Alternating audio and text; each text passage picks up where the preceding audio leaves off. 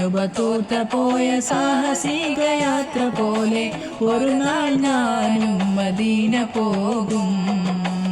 ഇരപ്പകൾ വേദ മണ്ണിൽ തിരു ഹബീബിൻ റൗള തേടി ഒരു നാൾ ഞാനും മദീന പോകും.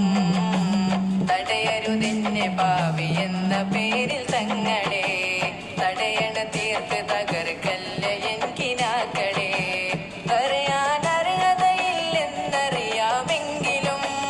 പറയാനർഹതയില്ലെന്നറിയാമെങ്കിലും പല നാളായി കൊതിച്ചൊരാഗ്രഹമാം തിങ്കളെ.